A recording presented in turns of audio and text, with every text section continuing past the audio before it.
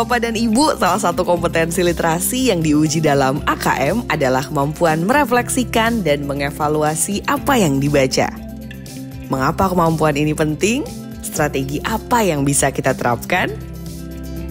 Sebelum kita menjawab pertanyaan sebelumnya, mari kita ingat dulu apa itu mengevaluasi dan merefleksikan isi teks. Mengevaluasi dan merefleksi isi teks adalah kemampuan murid dalam menilai isi teks dari sisi kebenaran materi, efektivitas penyajian materi, manfaat materi, serta keterkaitan materi dengan diri dan pengalamannya. Ini adalah kemampuan yang paling tinggi karena murid diharapkan memiliki pengetahuan awal yang cukup dan pengalaman yang relevan dengan materi bacaan atau teks tersebut. Dari sini kita memahami bahwa mampu membaca dan memahami itu baru pintu masuk bagi peserta didik untuk dapat menganalisis, memilih, dan menggunakan bacaan dalam kehidupannya. Kemampuan untuk mengevaluasi dan merefleksi itu sangat penting. Ternyata kemampuan menganalisa, memprediksi, dan menilai konten teks adalah hal yang krusial untuk dimiliki. Terbayang tidak jika peserta didik tidak bisa mengkoneksikan substansi dengan dunia nyata? Bagaimana ia dapat memaknai pembelajarannya ya? Karena semua informasi yang ia terima tidak terhubung dengan kehidupan sehari-hari. Akhirnya ia tidak bisa menikmati proses belajar. Kalau dibiarkan begini, peserta didik nantinya hanya sampai pada kemampuan menghafal saja, tanpa adanya kemampuan analisis untuk merefleksikan praktiknya. Apa yang bisa kita lakukan? Mari kita lihat beberapa strategi untuk menguatkan kompetensi ini. Pertama, sebelum mulai belajar, Bapak dan Ibu bisa membiasakan peserta didik untuk mendiskusikan apa yang mereka telah ketahui tentang materi yang akan dipelajari dan apa pentingnya materi tersebut dalam kehidupan mereka. Bapak dan Ibu guru bisa memodelkan proses berpikir, apa opini atau kesan yang Bapak dan Ibu miliki tentang sebuah materi. Misalnya tentang sampah.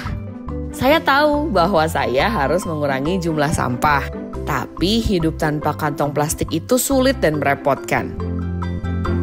Untuk jenjang SD bisa dimulai dengan meminta peserta didik untuk mengamati lingkungan sekitar, misal di rumah.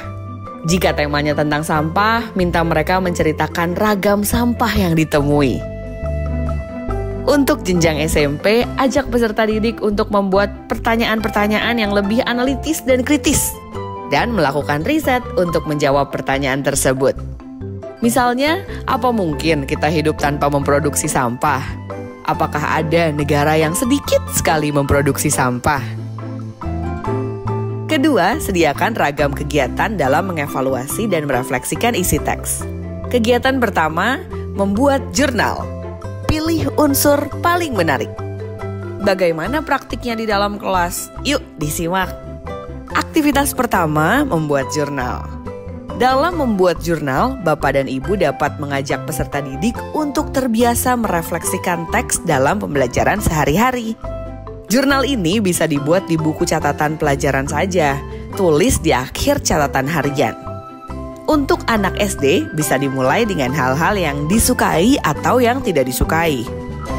Jika belum lancar menulis, bisa diminta menggambar. Untuk anak SMP, bisa dengan pertanyaan yang lebih kompleks. Misalnya, apa manfaat materi ini bagi saya? Bagaimana materi ini mengubah kebiasaan saya sehari-hari? Apakah saya akan memberitahukan informasi yang saya dapat dari materi ini ke orang lain?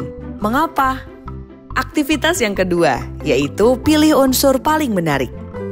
Saat selesai membaca teks, Ibu atau Bapak guru dapat mengeluarkan pemantik berupa pertanyaan terbuka dan meminta murid untuk merefleksikan dan mengevaluasi unsur teks apa yang menurut ia paling menarik.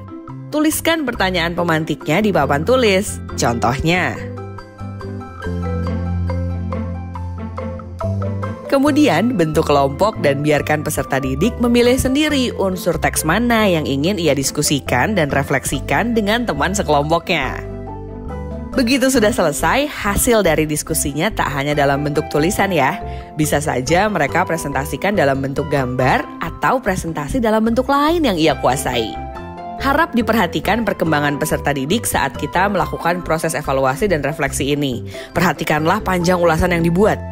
Misalnya jika jenjang SD, mereka dapat membuat ulasan satu tokoh atau menggambar satu adegan.